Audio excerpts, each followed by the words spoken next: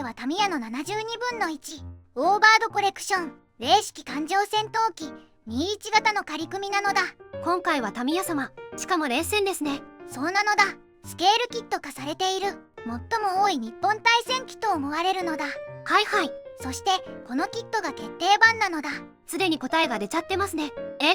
まずオーバードコレクションって何でしょうか？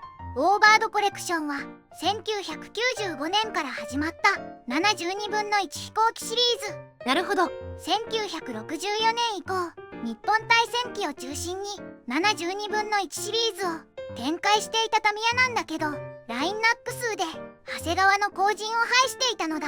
はいはい。タミヤは100分の1の方が充実してましたよね。1995年、イタレリ製品を独自のパッケージに詰めてラインナップを拡大。1998年からはタミヤオリジナルキットも加えてシリーズナンバー92と発展してきたのだ。なるほど。今回の冷戦はいつ頃発売されたのでしょうか？2012年に52型が発売され、半年後に21型が発売されたのだ。もちろんタミヤオリジナルなのだ。お値段は税込み1540円なのだ。アマゾンだと1200円ぐらい。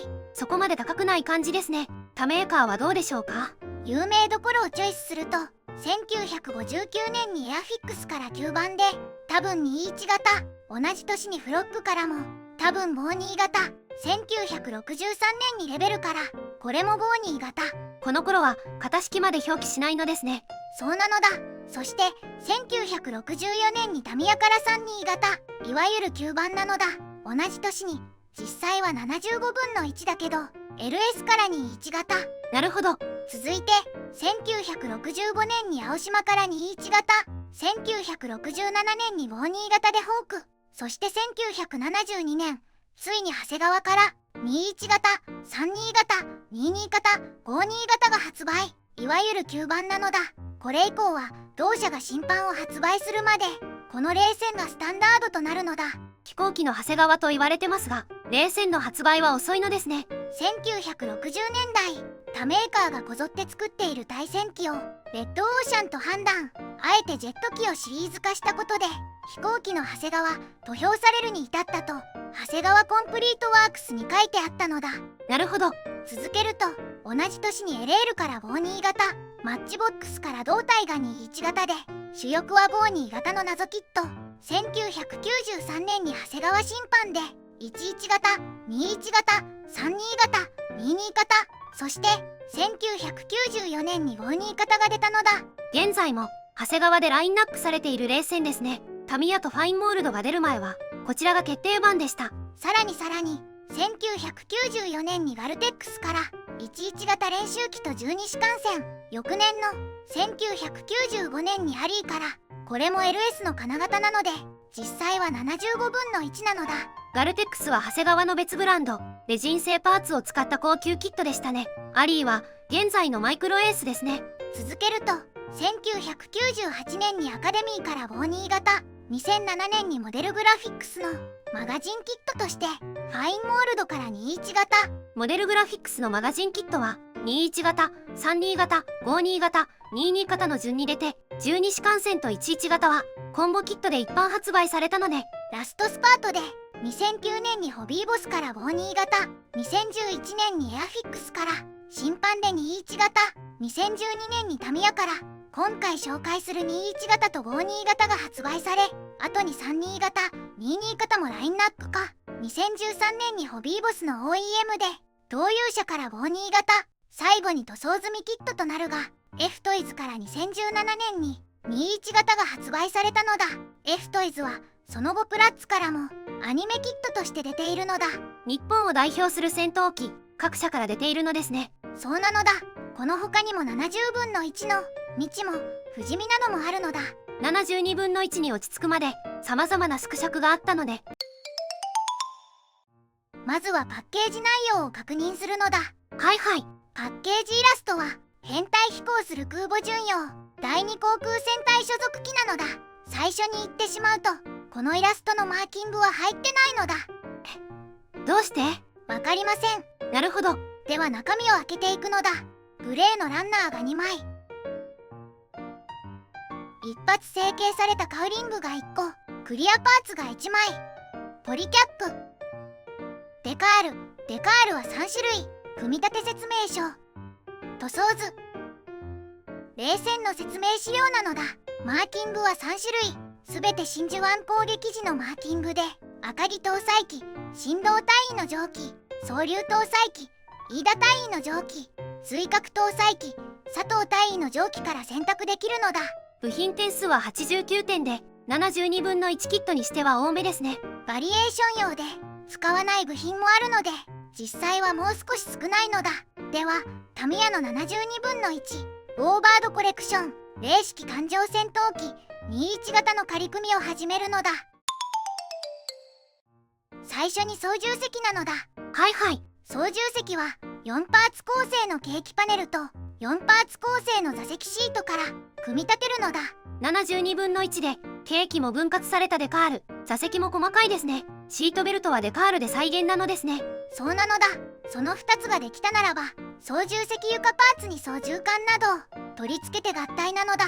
これで操縦席は完成ですね。全部で11パーツなのに精密に再現されてますね。このほか胴体内側にもいくつかパーツを組み込むのだが、仮組みでは割愛させてもらうのだ。エンジンはどうでしょうか。3パーツ構成で栄12型エンジンを再現してるのだ。エンジン前後パーツの間にポリキャップを仕込み、前面にシリンダー部分を接着して完成なのだ。ポリキャップを使うのですね。次はプロペラなのだ。プロペラは3枚ペラの一体成形なのだ。スピナー前部とスピナー後部とで挟み込む形となっているのだ。なるほど。次は主翼と胴体なのだ。いわゆるしの字ですね。主翼は3パーツ構成で上下貼り合わせアンダーゲートを採用しているので注意が必要なのだ。アンダーゲートは接着面にゲート跡が来る仕組みですね。主翼のパネルラインはオーモールドなのだ。かなりくっきりとしたモールドですね。太くもなく深さもありそうな感じがします。このぐらいの深さであれば塗装を重ねても墨入れがバッチリ決まると思うのだ。主翼には細かい部品の取り付けもあるので注意が必要なのだ。なるほど。大抵触っておりますよね。さて胴体はどうでしょうか。胴体は左右貼り合わせで、ここもアンダーゲートとなっているのだ。操縦席は下から入れられるので先に接着を行っても大丈夫なのだ。次に胴体前面上部に機銃がモールドされたパーツを接着。すべてパチキタなのだ。胴体のモールドもくっきりですね。合わせもパチキタで流し込み接着剤がきれいに入っていきそうですね。尾翼は左右1枚ずつなのだ。いつもようにシンプルな構成ですね。カウリングは2パーツ。カウリング前面とカウルフラップの間にエンジンを挟み込むのだ。なるほど。次はクリアパーツや吊るし物なのだ。はいはい。クリアパーツの透明度は問題なし。コックピットの開閉が選択できるのだ。前面風防部分は共通仕様となり、後部可動部分が分割板とワンピース板の2種類となっているのだ。ここの配慮も素晴らしいですね。足回りは左右支脚がそれぞれ3パーツ構成なのだ。主脚とカバーの間にタイヤを挟み込むのだ。胴体に支脚カバーの残り部分を接着する必要がありますね。カバーも細かい部分まで精密に再現されているのだ。ビリンはどうでしょうか。ビリンは別パーツで接着。着管フックも別パーツとなっているのだ。ビリンも折ってしまう可能性があるので取り付け後は注意が必要ですね。吊るし物は左右分割の増装がつくのだ。なるほど。最後に総評なのだ。2012年に発売されたタミヤの72分の1冷戦21型決定版と言われている32分の1を48分の1と順番にスケールダウンして登場したキットなのだ。仮組み後の感想はどうでしょうか。組み立てしやすさを合理的に考えられていて、しかもディテールは手を抜かず見える箇所は絶対的に再現しているキットかと。なるほど。昔のキットばかり組み立てていてパーツの整合性なども甘くレビューしてきたのだ。このキットで考えを改めたというか整合性が良いってこういうことだと改めて思ったのだ。合わせ目処理もストレスなく簡単に塗装作業まで進むのは制作のモチベーション維持には大事だと感じたのだ。ファインモールド板との違いはどうでしょうか。どちらも同じぐらい精密なキットで甲をつけがたい内容なのだ。ファインモールド板は見えない部分まで再現しているが、そのために作りにくい部分もあると感じたのだ。タミヤ版は組み立てしやすさを重視して、あえて見えない部分は切り捨てている。筋彫りなどのモールドもかっちりしてるので、ウプ主好みだと感じたのだ。ファインモールド版は一般流通だと数年かかる出荷量をマガジンキットにすることで短期間で達成可能になるとか、その分こだわりに集中できるので、あのような内容が実現できたらしいですね。それと甲乙つけがたい精密なキットが入手性も良く、価格もお手頃なのだから本当にすごいのだ。そうですね。改めてタミヤの仕事の素晴らしさに感激しつつ、タミヤの前にタミヤなし、タミヤの後にタミヤなしだと感じたのだ。ではでは、動画を最後までご視聴していただきありがとうございますなのだ。チャンネル登録と高評価をお願いしますなのだ。次回以降も飛行機プラモデルのレビューを続けていくのだ。では、バイバイ。イ。